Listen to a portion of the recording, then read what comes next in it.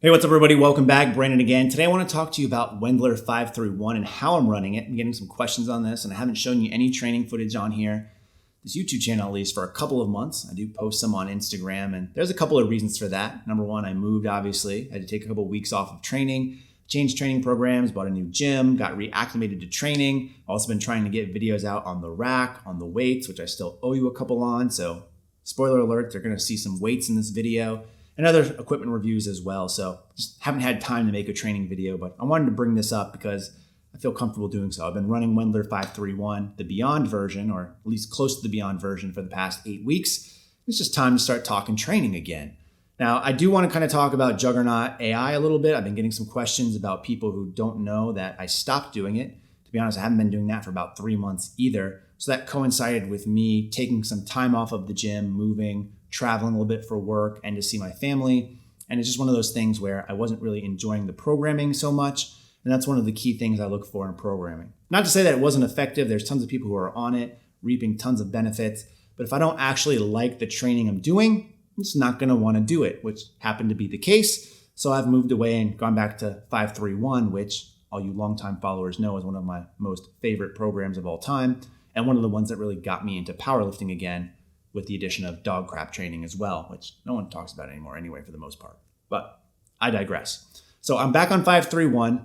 The main reasons why are I've always progressed on it, and part of that is the training max and the way that it's set up, which I'll talk about in a second. I've always enjoyed training on it, so I look forward to my training sessions. I like the way that they're set up. And number 3, the fact that there's tons of variety and assistance programs out there that it never really gets stale.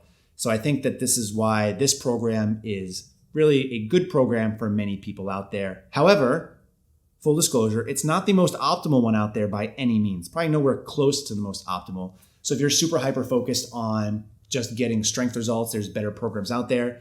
But for me, I need to enjoy the program, and that's what I do with 531, which is why I'm running it again. And I think the big problems with 531 is that there's a lot of misconceptions or misunderstanding around the program, which I definitely get.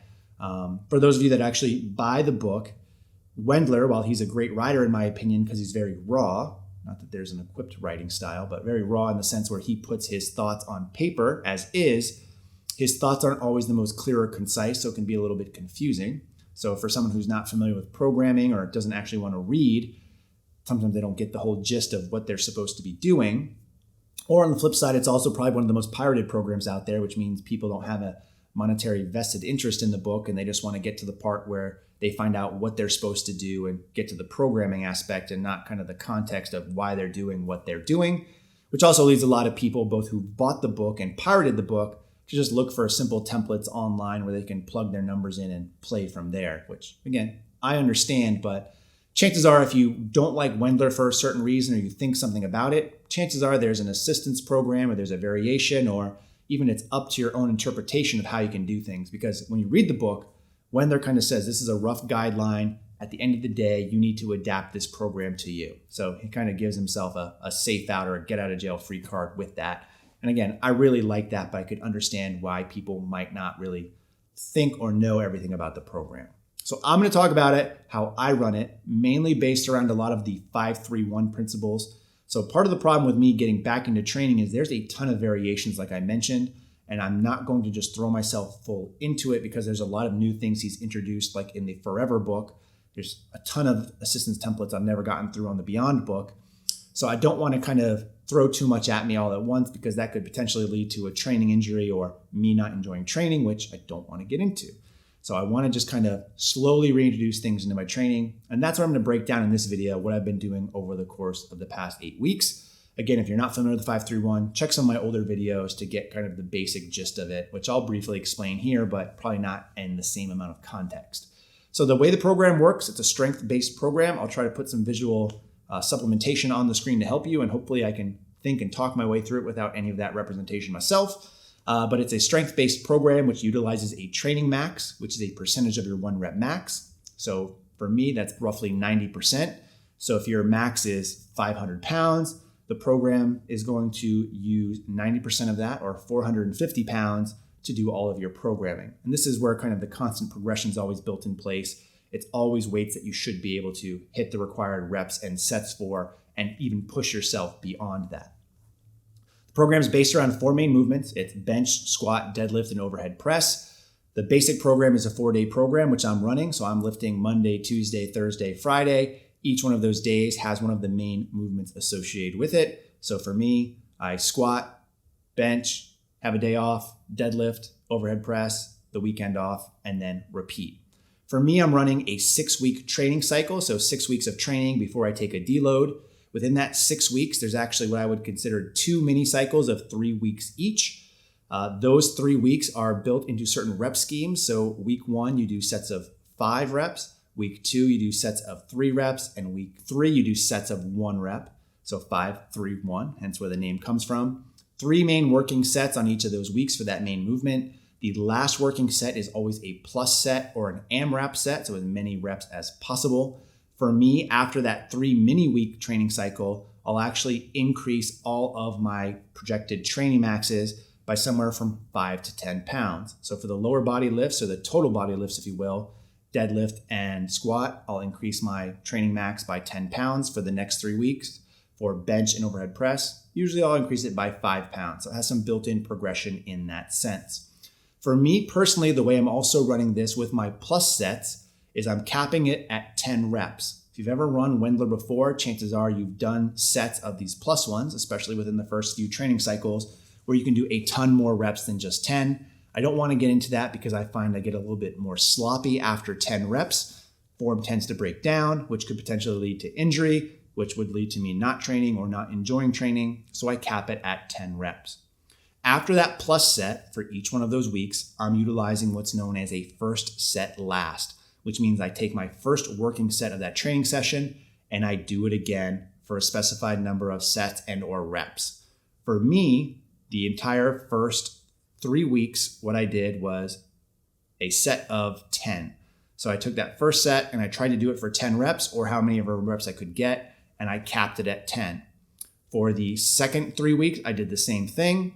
But for the third 3 weeks that I'm on now, so my second actual cycle, what I've decided to do is change that a little bit. And instead, what I'm doing right now is 3 sets of 5. So in total, I'm doing 15 reps, but it's only 5 reps per set, which I feel like I can put more effort into. It's going to give me 5 more sets or 5 more reps in total for volume purposes. And eventually I'll start working that weight up where I'll start doing maybe 3 sets of 6 or 3 sets of 7 or 3 sets of 8 or even 3 sets of 9 or 10, depending on how I feel, but as a way to add in some extra volume as well on the main set and main compounds. So that's what I'm doing.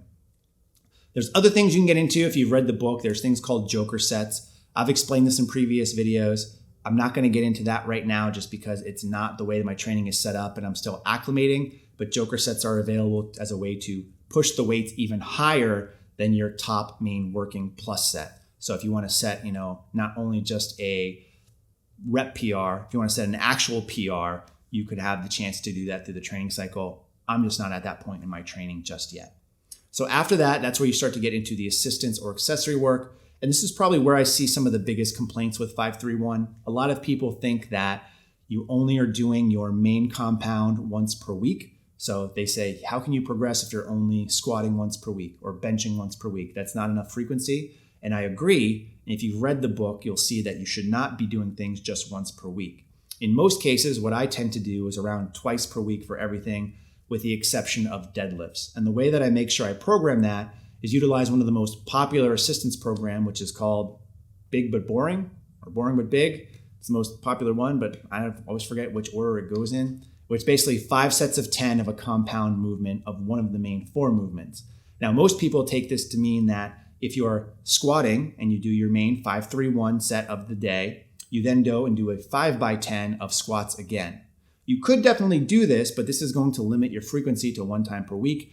And I don't suggest that, nor does Wendler suggest that. Instead, what I like to do is do what the complementary exercise is for that main compound. And what I mean by that is I lump squat and deadlift together, then overhead press and bench together. So on my main Monday day, where I'm squatting my 5-3-1 rep scheme, I then do a big but boring or boring but big 5x10 of deadlifts or a specific deadlift variation. Now I say specific deadlift variation here is because for me personally, I found with my own training, deadlifting 1 time per week is about as much frequency as I can handle and recover in time. So I tend to do something else like stiff-legged deadlifts, maybe some good mornings, something else for my hamstrings and posterior chain. Now on Tuesday, where my main day is a bench day, my 5x10 is going to be overhead press. On Thursday with deadlifts, I'm going to follow that up with a 5x10 of squats because I actually find that 2 to 3 squatting sessions per week is most beneficial for me.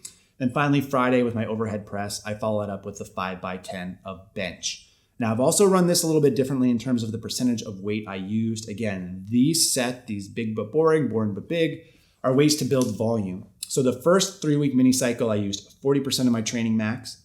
The second 3-week mini cycle, I used 50%.